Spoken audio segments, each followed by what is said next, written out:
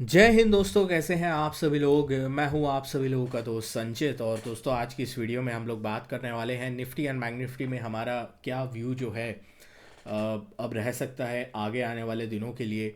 आज US supreme court में जो टैरिफ को लेकर सुनवाई होनी है, उस पर कुछ फैसला निकलेगा नहीं निकलेगा, क्या वो कुछ और चीज़ें जो है वो ट्रिगर कर सकता है।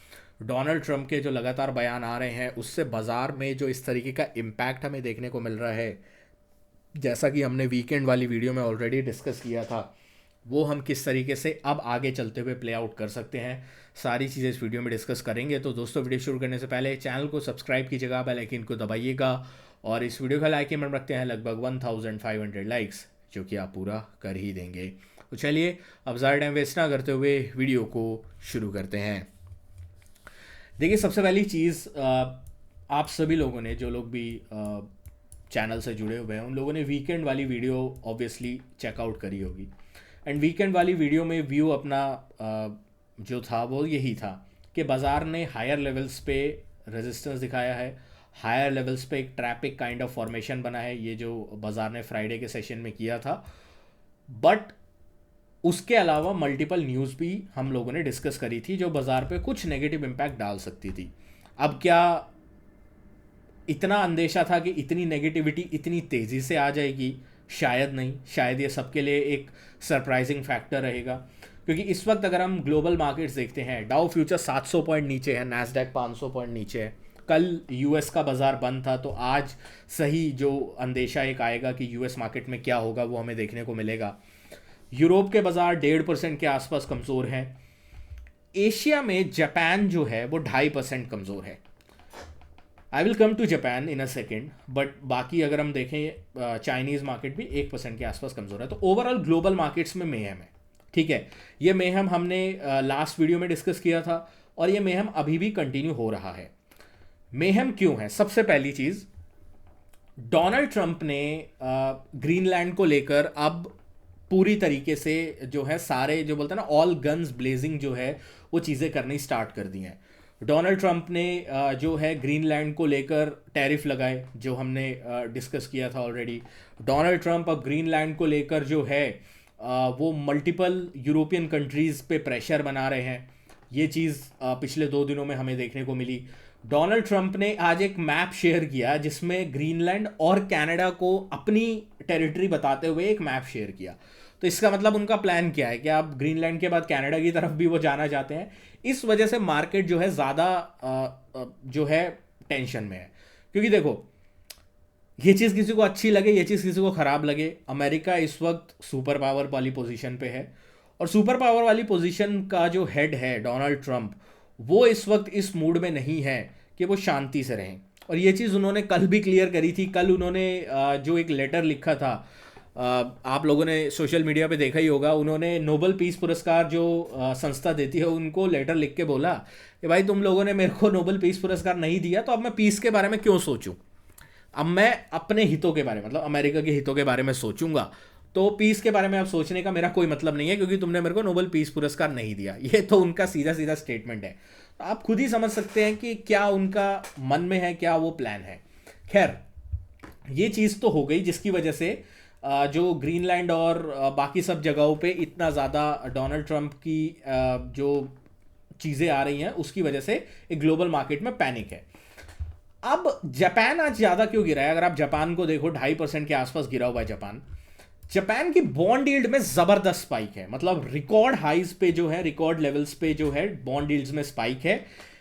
जनरली स्पाइक कितना होता है? आप मानते हो 1-2% होता है, 3% होता है। जापान की बॉन्ड यील्ड 7-8% ऊपर है। ठीक है, आज के दिन अगर हम देखेंगे, लोअर लेवल से 7 से 8% जापान की बॉन्ड यील्ड्स ऊपर हैं।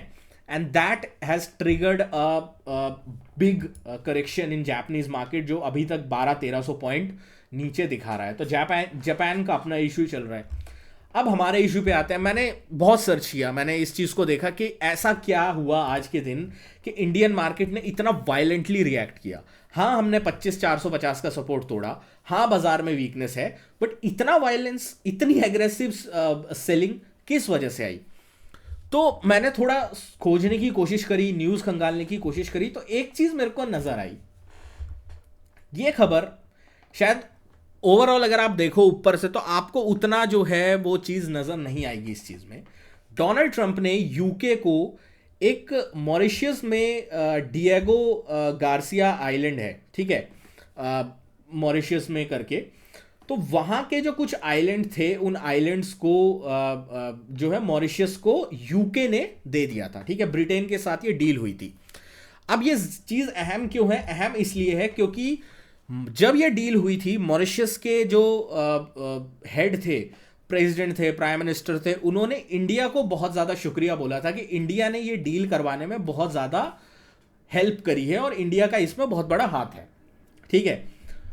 अब आज डोनाल्ड ट्रंप की तरफ से इतना एग्रेसिव बयान इस डील के ऊपर आना, ठीक है, ये बोलना कि ये जो बेस था वो बहुत ज़्यादा इंपॉर्टेंट था इंडियन ओशन में, ये बहुत शॉकिंग है। और हमारा जो नेटो एलाई है ब्रिटेन, उसने एक बहुत ही मतलब ब्रिलियंट जो है कटाक्ष में बोला और उस तरीके की डील करी है।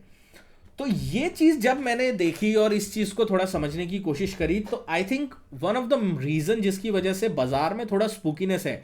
अब ऐसा तो है नहीं कि बाजार में कुछ पॉजिटिव बचा, आपके जो 3 रिजल्ट्स आए थे वीकेंड पे वो भी खराब थे, आपका डोनाल्ड ट्रंप अलग टेंशन दे रहा है, जापान में बॉन्ड डील्स बढ़ रही है, प्लस डोनाल्ड ट्रंप का इस डील के ऊपर स्पेसिफिकली बोलना, जो डील इंडिया ने करवाई थी मॉरिशस और यूके के बीच बहुत बड़ा रोल प्ले किया था, उस पर स्पेसिफिकली बोलना डेफिनेटली बाजार को पसंद नहीं आया और बाजार ने आज इस तरीके का एक करेक्शन दिखाया है। अब सवाल है आगे क्या, ठीक है। आज तक का पिछले 2-3 दिनों का लेखा जोखा हमने डिस्कस कर लिया, अब आगे क्या। सबसे पहले डेली टाइम फ्रेम पे चलेंगे। डेली टाइम फ्रेम पे अगर मैं चलता हूं, सारी ड्राइंग्स एक बार के लिए मैं रिमूव करता हूं, जो भी हमने जो है यहां पे ड्रॉ किया था सब मैं रिमूव करता हूं। अगला ढंग ढंग का डिसेंट सपोर्ट अगर कहीं पे है बाजार में, वो केवल एक लेवल पे है, दैट इज 25,150, ठीक है। 25,150 क्रिटिकल है, पहली चीज। डेली टाइम फ्रेम पे 200 ईएमए के आसपास आता है, ठीक है। दूसरा, यहां पे अगर आप देखो इस एरिया ने बहुत ज्यादा रेजिस्टेंस लास्ट टाइम दिया था बाजार को, बाजार ने यहां पे एक ब्रेकआउट फेलियर भी किया था और रेजिस्टेंस इसने बाजार को बहुत दिया था। जब ये रेजिस्टेंस निकला था बाजार में बहुत अच्छी 1,1200 पॉइंट की रैली आई थी, ठीक है। ये ब्रेकआउट हुआ था अराउंड हमारा अक्टूबर के टाइम में, इसके ऊपर बाजार ने रैली की थी। अब फाइनली बाजार दोबारा से इस एरिया पे आ रहा है, तो ये अब as a critical support work करना चाहिए। अगर इसने एज अ सपोर्ट वर्क नहीं किया तो आई एम अफ्रेड कि इस रेंज का जो लोअर पॉइंट है दैट इज 24,500, यहां तक का करेक्शन हम लोग देख सकते हैं in the next few days, ठीक है। I am not talking about next few weeks, I am talking about next few days, ठीक है। तो इस चीज का अपने को ध्यान रखना है। अगर 25,150 का लेवल, चाहे आप गैप डाउन से तोड़ो चाहे आप खुल के ओपन होके तोड़ो, अगर ये लेवल टूटता है तो टेक्निकल चार्ट्स में जो रूल कहता है कि अगर ये लेवल टूटा तो 24,500 400 से पहले कोई ढंग का सपोर्ट दिखाई देता नहीं है। इस चीज को अपने को ध्यान रख के चलना होगा, ठीक है। तो इस चीज को रिस्पेक्ट करनी होगी। तो ये हमारे लिए अभी के लिए नेक्स्ट फ्यू डेज के लिए व्यू रहेगा। 25,140 से 150 इज अ मेक और break level for this market. इसके ऊपर हम लोग नेक्स्ट फ्यू डेज नजर रखेंगे। अब देखो सब चीज प्रोबेबिलिटी की होती है। अब मैं ये चीज बोल के जा रहा हूं आज के दिन, रात को सुप्रीम कोर्ट का डिसीजन आ जाए, टैरिफ को इलीगल घोषित कर दे, तो वो इंडिया के लिए पॉजिटिव हो जाएगा। कल ये गैप अप खुल जाएगा, आप फिर जो है वीडियो के नीचे आके मेरे को लिखोगे कि यार संचित भाई आपने ऐसा बोला था, ये हुआ। तो मैं आपको बता रहा हूँ, कोई भी किसी का भी व्यू सुन के आप अपनी पोजीशन बनाने के बारे में मत सोचो। ना ही मैं जो है आप लोगों को बोल रहा हूँ कि ये जो है होगा ही होगा, प्रोबेबिलिटी की बात है। टेक्निकल चार्ट्स पे जो दिख रहा है, जो न्यूज़ फ्लो दिख रहा है, जो सेटअप्स दिखाई दे रहे हैं, मैं उनके बेस के ऊपर बता रहा हूँ जो मेरे को चार्ट्स के ऊपर दिख रहा है, ठीक है। यहाँ पे कोई भी चीज़ जो है सर्टेन नहीं होती मार्केट में, आपको फ्लूइड होना पड़ता है, आपको अपनी पोजीशन, आपको अपना व्यू हर मिनट चेंज करना पड़ता है। यहाँ तो कुछ घंटों की बात, कुछ दिनों की बात हम यहाँ पे कर रहे हैं, तो हर मिनट चेंज करना पड़ेगा। अगर कोई पॉजिटिव खबर आती है that is definitely going to trigger a short covering, क्योंकि इतनी ज़्यादा शॉर्टिंग हो चुकी है तो एक शॉर्ट कवरिंग आएगी।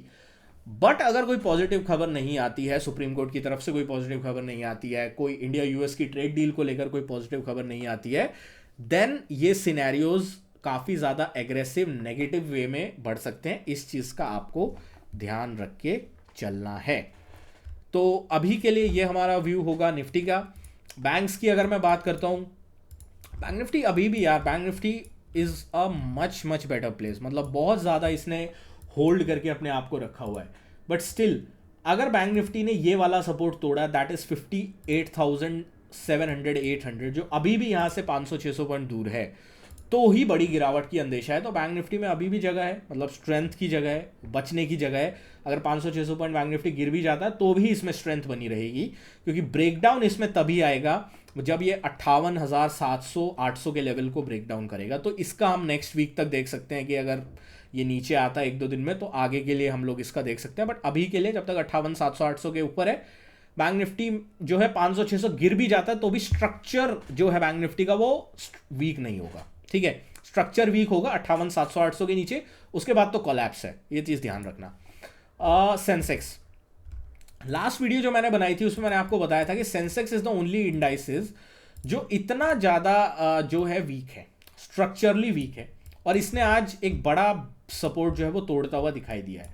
अब सेंसेक्स में जो अगला सपोर्ट दिखाई देता है वो हमारा अराउंड आता है 80,500, और उसके बाद 79,700 का।